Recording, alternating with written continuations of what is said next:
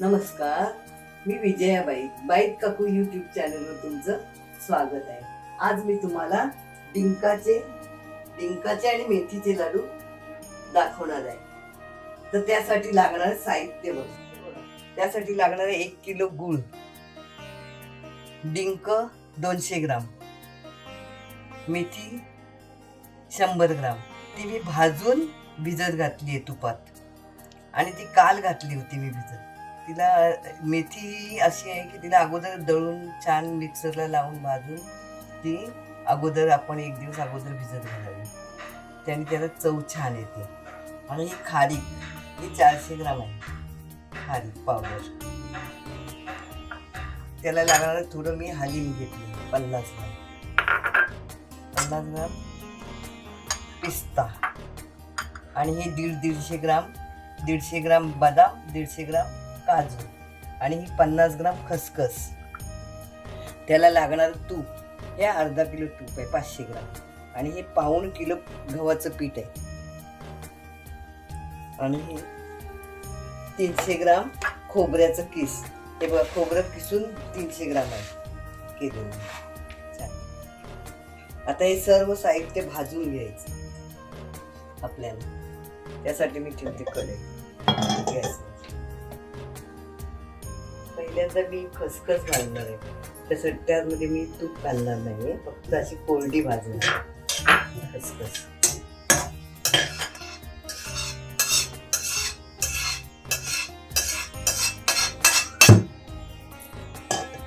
आता बघा, काजू भाजायचं,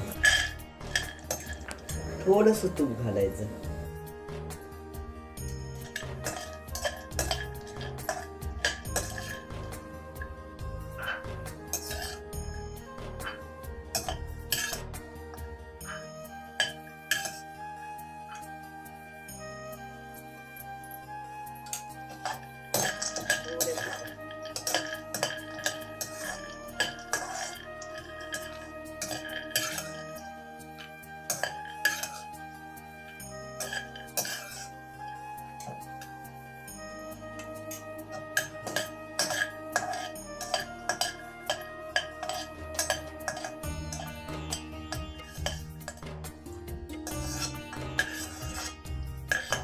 लाडवामध्ये मी हे थोडे आळीवरचे दाणे पण घालणार आहे. तडतड वाजायला लागली की लगेच काढ. ही खारीकची पूड आहे, मी घरीच केलेली आहे. ही खारीक घरी आणून. आता ही खारीक भाजली, आता मी आता काढून ठेवते.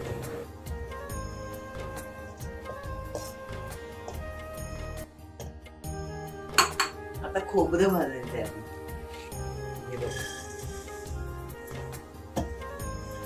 जरा गरम झालं ना तापल्यानंतर मग तूप घालायचं त्यात भाजताना. खोबरं हे जरा तापलं, छान गरम झालं, मग गार असताना घालू. आता मी तूप घालते त्याच्यावर थोडं आणि भाजून काढते.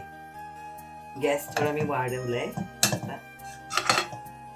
हे लाडू बनवायला वेळ लागतो आणि हे लाडू झटपट असे बनणार नाही तुमचे. तुम्हाला खूप वेळ द्यावा लागेल, कारण शांतपणे जेवढं तुम्ही या वस्तू जेवढ्या आहेत ना, पदार्थ तेवढे तुम्ही छान भाजून घेतलेत ना, तर ते लाडू टिकतात सुद्धा जास्त. ह्याला वेळ द्यावा लागतो. हे बघा, आता हे कसं गुलाबी रंग दिसतोय ना, रंग एक चाललंय बघा गुलाबी. खरपूस भाजून निघाले पाहिजे खोबरं. असं कुठेतरी काळं राहिले असं नको. आता हे खोबरं भाजून झालेलं आहे. मी बघा अशा हा रंग बघा कसा,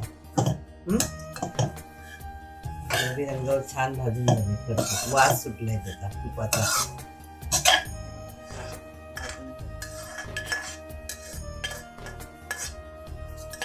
आता मी डिंक तळायला तूप घालणार आहे. तूप जरा जास्तच घालावं लागतं डिंक तळताना, कारण ते व्यवस्थित तळून निघायला लागतं, कडक राहता कामा नये.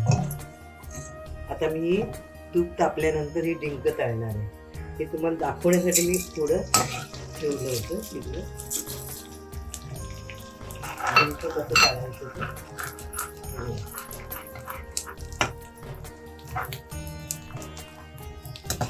ते छान तळून निघायला पाहिजे.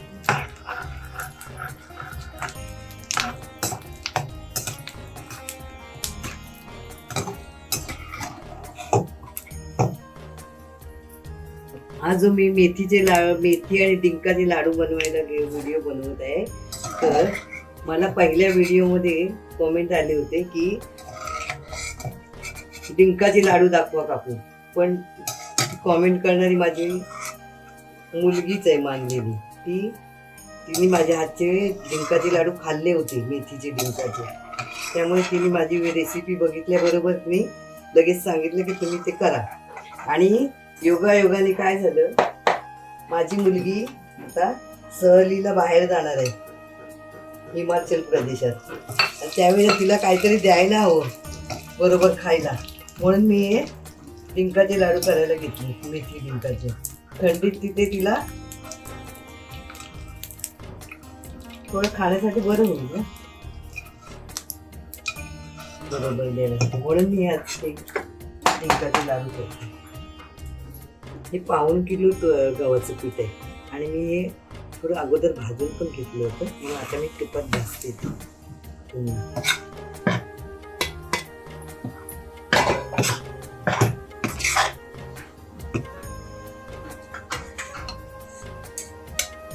तूप घातले.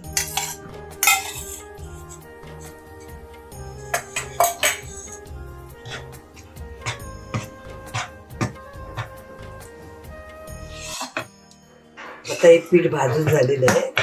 फक्त त्याचे जे ज्या गुठळ्या आहेत ना त्या जरा मोडायच्या.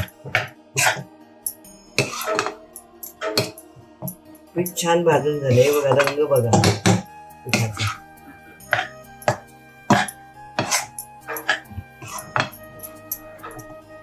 हे थोडं गार होईपर्यंत मी हे सगळं साहित्य मिक्सरला लावून घेणार आहे. काजू, बदाम, खोबरं, डिंक हे सगळं मी मिक्सरला लावून घेणार आहे.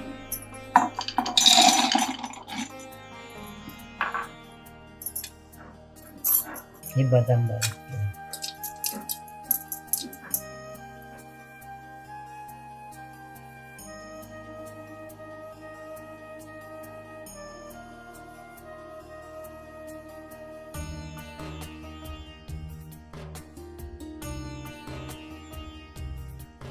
कसा रंग आलाय पिस्त्याचा छान. आता एक खसखस थोडी फिरवून घेणार आहे. खसखस जरा वाटली गेली ना त्याचा वास छान येतो, मस्त वास सुटला. हे तर फक्त एकदाच असं आळीवाचे दाणे हे बघा फुटले गेले.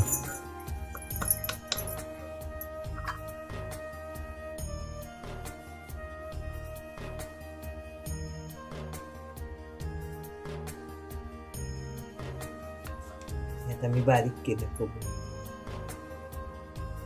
वाटून घेतलं. हे आता काढते.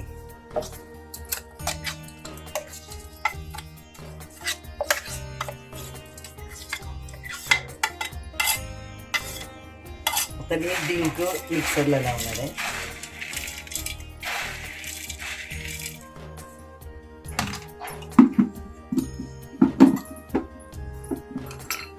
दिसताना केवढं दिसतं डिंक, भरपूर वाटत.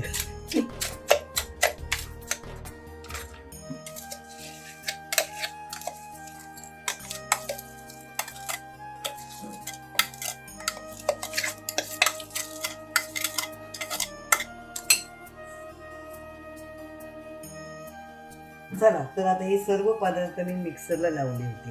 हे खोबरं आहे, हे काजू, बदाम, पिस्ते, खसखस, हलीम, हे सगळं ह्याची पावडर आहे. नंतर हे डिंक सुद्धा मी मिक्सरला लावलं. आणि ही खारीक पावडर, ही मेथी भिजत घातले. आता आपण हे सगळे पदार्थ एकत्र करूया. पहिल्यांदा मेथी घेऊया. रात्रभर भिजत घातली आणि जरा जास्त पावडर केली कारण ते लवकर हवे होते लाडू करून. मेथी जितका वेळ तुपात भिजेल, 1 दिवस 2 दिवस, जसं आपल्याला 2-3 दिवस भिजून ठेवली तर तिचा कडवटपणा कमी होतो. म्हणून आपण अगोदर लाडू करण्याच्या आधी ती भिजत घालून ठेवायची, मिक्सरला लावून भाजून थोडी मिक्सरला लावून तुपात भिजत घालायची. ते मी काल केलं होतं. हे बघा खोबरं,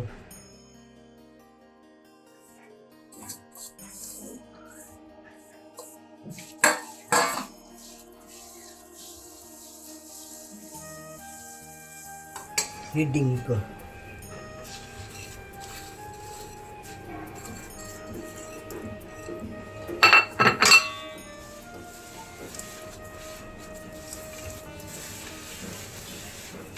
आणि ही खारीक पावडर.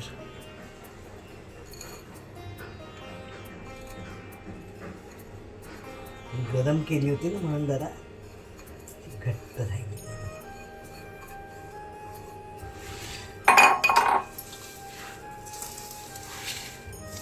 सगळं एकजीव करायचं.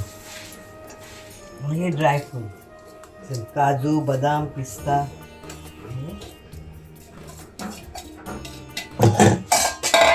हे लाडू खूप पौष्टिक असतात. थंडीच्या दिवसात खायला चांगले.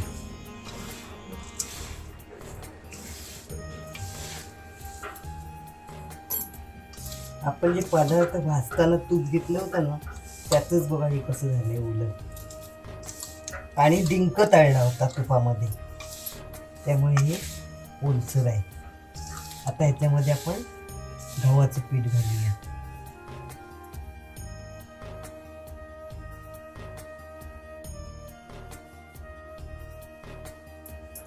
लाडवांचा रंग बघा किती छान झाला. मिश्रण किती रंग छान दिसते. आता त्यात हे गुळ घालायचा. हा गुळ मी 1 किलो घेतलेला आहे.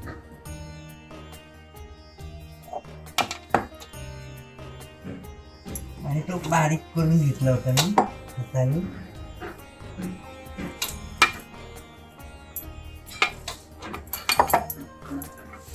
आता हे सर्व एकजीव करून याचे लाडू वळायचे. आणि हे एकत्र करायला खूप जरा वेळ लागतो, पण ते हे एकत्र करणं फार महत्वाचं आहे, चांगलं. हे बघा आता हे मी 2 हाताने करते आणि पटकन लाडू वळून घेतला त्याचे.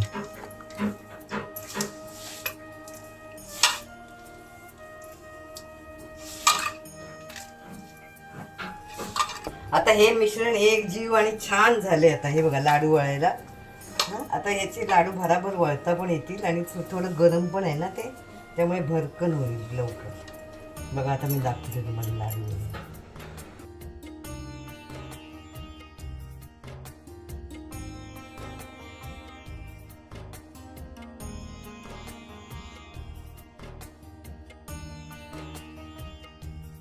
बघा किती भराभरा होते. मी गूळ तापवलं नाही, काही नाही. गूळ फक्त बारीक करायचा छान. आणि हा लाडू आहे ना, हा बघा कसा झाला आहे. हा लाडू माझ्या देवाला पहिला, हा मी इथे काढून ठेवणार. आता मी हे पूर्ण लाडू वळून घेते.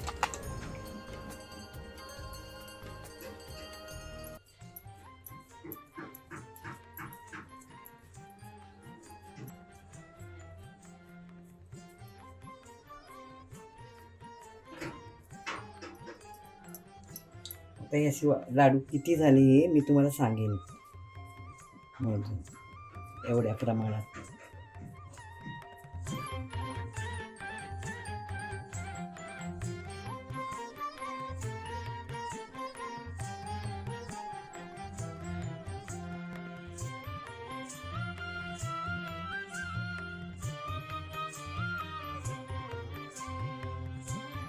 चला, तर माझे हे लाडू वळून झालेले आहेत.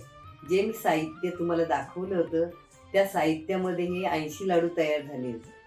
आता तुम्हाला ही रेसिपी माझी कशी तुम्हाला वाटली ते तुम्ही मला तुमच्या कॉमेंटद्वारे कळवा आणि लाईक करा, शेअर करा, सबस्क्राईब करा.